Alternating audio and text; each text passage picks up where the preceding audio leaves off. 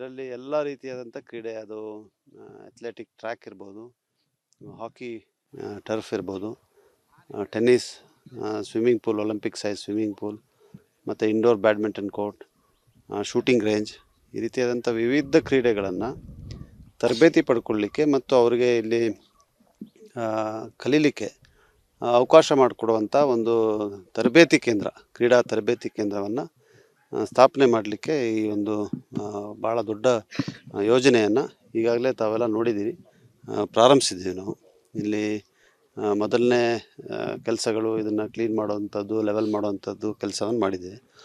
ಇದಕ್ಕೆ ಮುಖ್ಯಮಂತ್ರಿಗಳನ್ನು ಕರೆದು ಒಂದು ದೊಡ್ಡ ಕಾರ್ಯಕ್ರಮ ಮಾಡಿ ಗುದ್ಲಿ ಪೂಜೆ ಮಾಡಬೇಕು ಅಂತ ಹೇಳುವಂಥದ್ದು ಒಂದು ಚಿಂತನೆ. ವಿಶೇಷವಾಗಿ ಇದಕ್ಕೆ ಸ್ಫೂರ್ತಿ ಅಂತ ಹೇಳಿದ್ರೆ ನಮ್ಮ ರಾಜ್ಯಸಭಾ ಸದಸ್ಯರು ಅಜಯ್ ಮಾಕನ್ರವರು. ಅವರು ಒಂದು ದಿವಸ ರಾಜ್ಯಸಭೆಯಲ್ಲಿ ಕೊಡಗಿನ ಹಾಕಿ ಬಗ್ಗೆ, ಕೊಡವ ಹಾಕಿ ನಮ್ಮೆಯ ಬಗ್ಗೆ ಪ್ರಶಂಸೆ ಮಾಡಿ ಮಾತಾಡಿದರು ಮತ್ತು ವಿಶ್ವ ದಾಖಲೆಯನ್ನು ರಚಿಸಿರೋದ್ರ ಬಗ್ಗೆ ಕೂಡ ಅವರು ಅಲ್ಲಿ ಪ್ರಸ್ತಾಪ ಮಾಡಿದರು. ಅದನ್ನು ನಾನು ಗಮನಿಸಿ ಹಾಕಿ ಬಗ್ಗೆ ಅವ್ರಿಗೆ ಆಸಕ್ತಿ ಇದೆ ಅಂತ ಹೇಳುವಂಥದ್ದು ಮತ್ತು ಕ್ರೀಡೆ ಬಗ್ಗೆ ಆಸಕ್ತಿ, ಅವರು ಮತ್ತು ಕ್ರೀಡಾ ಮಂತ್ರಿ ಕೂಡ ಆಗಿದ್ದರು ಮನಮೋಹನ್ ಸಿಂಗ್ ಅವರ ಸಂಪುಟದಲ್ಲಿ. ಅದರಿಂದ ಅವರನ್ನು ಮತ್ತೆ ನಾನು ಸಂಪರ್ಕ ಮಾಡಿ ಈ ಥರ ಒಂದಿದೆ ಸರ್, ತಾವು ಸಹಾಯ ಮಾಡಬೇಕು ಅಂತ ಹೇಳಿದೆ ನಾನು.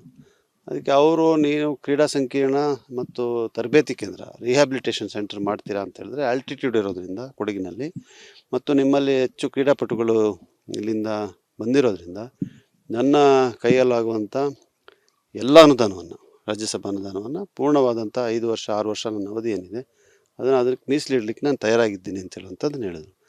ಫುಟ್ಬಾಲ್ ಇರ್ಬೋದು, ಅಥ್ಲೆಟಿಕ್ ಎಲ್ಲ ತರಬೇತಿ ಕೇಂದ್ರಗಳು ಆಗುವ ಸಾಧ್ಯತೆಗಳಿದೆ. ಇವತ್ತು ಎಲ್ಲ ಥರದ ವ್ಯವಸ್ಥೆ ನಡೀತಾ ಇದೆ. ಇದು 11 ಎಕರೆ ಇದೆ. ಇನ್ನೂ ಅವರು ಶಾಸಕರೇನೋ ಹೇಳ್ತಾ ಇದ್ರು, ಇನ್ನು ಮತ್ತೆ ಇಲ್ಲಿ ಸಾಲದಿಲ್ಲ ಅಂತಂದರೆ ಇಲ್ಲಿ ತಗೊಳ್ಳುವ ಅಂತ ಒಂದು ಸುತ್ತಮುತ್ತ ಇರೋ ಒಂದು 5 ಎಕರೆ ಜಾಗವನ್ನು ಅವರು ಖರೀದಿಸುವಂಥ ಒಂದು ವ್ಯವಸ್ಥೆ ಸಹ ಮಾಡಬೇಕು ಅಂತ ಅವ್ರು ಹೇಳ್ತಾ ಇದ್ರು. ಅದು ಮುಂದಿನ ದಿನಗಳಲ್ಲಿ ಇಲ್ಲಿಗೆ ಅವಶ್ಯಕತೆ ಇದ್ದರೆ ಅದನ್ನು ಸಹ ನಮ್ಮ ಶಾಸಕರು ಮಾಡ್ತಾರೆ ಅಂತೇಳಿ ನಮಗೊಂದು ವಿಶ್ವಾಸ ಇದೆ ಸರ್. ಸರ್, ಇದು ಇದುವರೆಗೆ ನಮ್ಮ ಕೊಡಗಲ್ಲಿ ಬೆಂಗಳೂರಲ್ಲೇನೋ ಇತ್ತು, ಬಟ್ ಅಲ್ಲಿ ಹೋಗಿ ನಮಗೆ ಯಾವುದೇ ಒಂದು ನಮ್ಮ ಇಲ್ಲಿಯ ಬಡ ಜನರಿಗೆ ಹೋಗಿ ನಮ್ಮ ಅಲ್ಲಿ ಹೋಗಿ ಅವರಿಗೆ ಅಲ್ಲಿ ಹೋಗಿ ಸೇರ್ಕೊಳ್ಳೋದು ಇದೆಲ್ಲ ತುಂಬ ತೊಂದರೆ ಆಗ್ತಿತ್ತು. ಇವತ್ತು ಇಲ್ಲಿ ಆದರೆ ಖಂಡಿತವಾಗ್ಲೂ ನಮ್ಮ ಯಾವುದು ಕ್ರೀಡಾಪಟುಗಳಿದ್ದಾರೆ ಅವ್ರಿಗೆಲ್ಲ ಅವಕಾಶ ಆಗ್ತದೆ ಅಂತೇಳಿ ನಮ್ಮ ಅನಿಸಿಕೆ ಇದೆ ಸರ್. ಇದರಲ್ಲಿ ಎಲ್ಲ ರೀತಿಯಾದಂಥ ಕ್ರೀಡೆ, ಅದು ಅಥ್ಲೆಟಿಕ್ ಟ್ರ್ಯಾಕ್ ಇರ್ಬೋದು, ಹಾಕಿ ಟರ್ಫ್ ಇರ್ಬೋದು, tennis, swimming pool, Olympic size swimming pool, ಮತ್ತು indoor badminton court, shooting range, ಈ ರೀತಿಯಾದಂಥ ವಿವಿಧ ಕ್ರೀಡೆಗಳನ್ನು ತರಬೇತಿ ಪಡ್ಕೊಳ್ಳಿಕ್ಕೆ ಮತ್ತು ಅವರಿಗೆ ಇಲ್ಲಿ ಕಲೀಲಿಕ್ಕೆ ಅವಕಾಶ ಮಾಡಿಕೊಡುವಂಥ ಒಂದು ತರಬೇತಿ ಕೇಂದ್ರ, ಕ್ರೀಡಾ ತರಬೇತಿ ಕೇಂದ್ರವನ್ನು ಸ್ಥಾಪನೆ ಮಾಡಲಿಕ್ಕೆ ಈ ಒಂದು ಭಾಳ ದೊಡ್ಡ ಯೋಜನೆಯನ್ನು ಈಗಾಗಲೇ ತಾವೆಲ್ಲ ನೋಡಿದ್ದೀರಿ, ಪ್ರಾರಂಭಿಸಿದ್ದೀವಿ ನಾವು. ಇಲ್ಲಿ ಮೊದಲನೇ ಕೆಲಸಗಳು ಇದನ್ನು ಕ್ಲೀನ್ ಮಾಡುವಂಥದ್ದು, ಲೆವೆಲ್ ಮಾಡುವಂಥದ್ದು ಕೆಲಸವನ್ನು ಮಾಡಿದ್ದೀವಿ. ಇದಕ್ಕೆ ಮುಖ್ಯಮಂತ್ರಿಗಳನ್ನು ಕರೆದು ಒಂದು ದೊಡ್ಡ ಕಾರ್ಯಕ್ರಮ ಮಾಡಿ ಗುದ್ಲಿ ಪೂಜೆ ಮಾಡಬೇಕು ಅಂತ ಹೇಳುವಂಥದ್ದು ಒಂದು ಚಿಂತನೆ. ವಿಶೇಷವಾಗಿ ಇದಕ್ಕೆ ಸ್ಫೂರ್ತಿ ಅಂತ ಹೇಳಿದ್ರೆ ನಮ್ಮ ರಾಜ್ಯಸಭಾ ಸದಸ್ಯರು ಅಜಯ್ ಮಾಕನ್ರವರು. ಅವರು ಒಂದು ದಿವಸ ರಾಜ್ಯಸಭೆಯಲ್ಲಿ ಕೊಡಗಿನ ಹಾಕಿ ಬಗ್ಗೆ, ಕೊಡವ ಹಾಕಿ ನಮ್ಮೆಯ ಬಗ್ಗೆ ಪ್ರಶಂಸೆ ಮಾಡಿ ಮಾತಾಡಿದರು ಮತ್ತು ವಿಶ್ವ ದಾಖಲೆಯನ್ನು ರಚಿಸಿರೋದ್ರ ಬಗ್ಗೆ ಕೂಡ ಅವರು ಅಲ್ಲಿ ಪ್ರಸ್ತಾಪ ಮಾಡಿದರು. ಅದನ್ನು ನಾನು ಗಮನಿಸಿ ಹಾಕಿ ಬಗ್ಗೆ ಅವ್ರಿಗೆ ಆಸಕ್ತಿ ಇದೆ ಅಂತ ಹೇಳುವಂಥದ್ದು ಮತ್ತು ಕ್ರೀಡೆ ಬಗ್ಗೆ ಆಸಕ್ತಿ, ಅವರು ಮತ್ತು ಕ್ರೀಡಾ ಮಂತ್ರಿ ಕೂಡ ಆಗಿದ್ದರು ಮನಮೋಹನ್ ಸಿಂಗ್ ಅವರ ಸಂಪುಟದಲ್ಲಿ. ಅದರಿಂದ ಅವರನ್ನು ಮತ್ತೆ ನಾನು ಸಂಪರ್ಕ ಮಾಡಿ ಈ ಥರ ಒಂದಿದೆ ಸರ್, ತಾವು ಸಹಾಯ ಮಾಡಬೇಕು ಅಂತ ಹೇಳಿದೆ ನಾನು.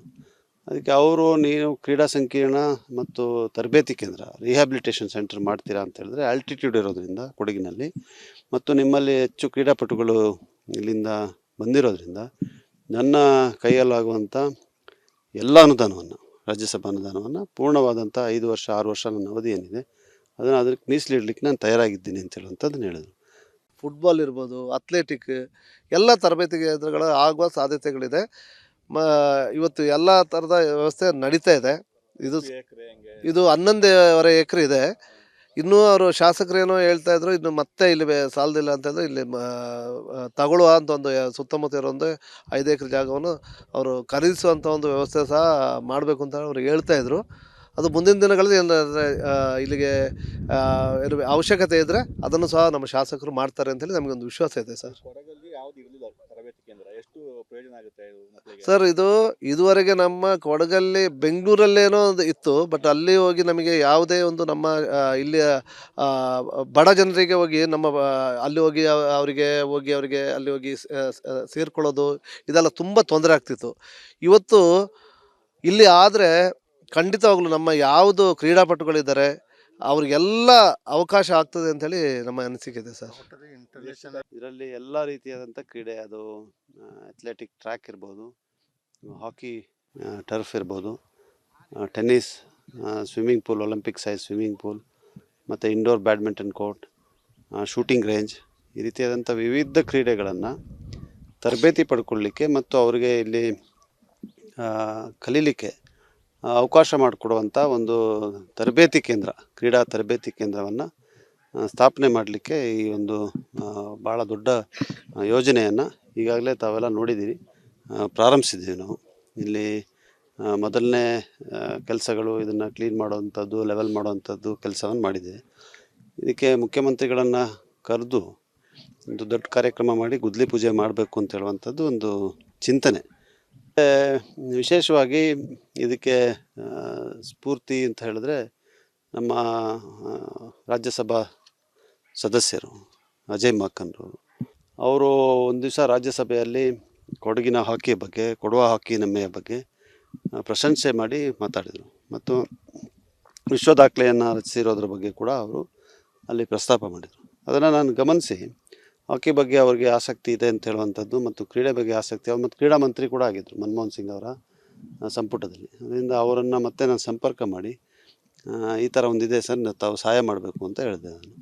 ಅದಕ್ಕೆ ಅವರು, ನೀವು ಕ್ರೀಡಾ ಸಂಕೀರ್ಣ ಮತ್ತು ತರಬೇತಿ ಕೇಂದ್ರ, ರಿಹ್ಯಾಬಿಲಿಟೇಷನ್ ಸೆಂಟರ್ ಮಾಡ್ತೀರಾ ಅಂತ ಹೇಳಿದ್ರೆ, ಆಲ್ಟಿಟ್ಯೂಡ್ ಇರೋದ್ರಿಂದ ಕೊಡಗಿನಲ್ಲಿ ಮತ್ತು ನಿಮ್ಮಲ್ಲಿ ಹೆಚ್ಚು ಕ್ರೀಡಾಪಟುಗಳು ಇಲ್ಲಿಂದ ಬಂದಿರೋದ್ರಿಂದ ನನ್ನ ಕೈಯಲ್ಲಾಗುವಂಥ ಎಲ್ಲ ಅನುದಾನವನ್ನು, ರಾಜ್ಯಸಭಾ ಅನುದಾನವನ್ನು ಪೂರ್ಣವಾದಂಥ 5 ವರ್ಷ 6 ವರ್ಷ ನನ್ನ ಅವಧಿ ಏನಿದೆ ಅದನ್ನು ಅದಕ್ಕೆ ಮೀಸಲಿಡ್ಲಿಕ್ಕೆ ನಾನು ತಯಾರಾಗಿದ್ದೀನಿ ಅಂತ ಹೇಳುವಂಥದ್ದನ್ನು ಹೇಳಿದರು. ಫುಟ್ಬಾಲ್ ಇರ್ಬೋದು, ಅಥ್ಲೆಟಿಕ್, ಎಲ್ಲ ತರಬೇತಿ ಕೇಂದ್ರಗಳು ಆಗುವ ಸಾಧ್ಯತೆಗಳಿದೆ. ಇವತ್ತು ಎಲ್ಲ ಥರದ ವ್ಯವಸ್ಥೆ ನಡೀತಾ ಇದೆ. ಇದು 11 ಎಕರೆ ಇದೆ.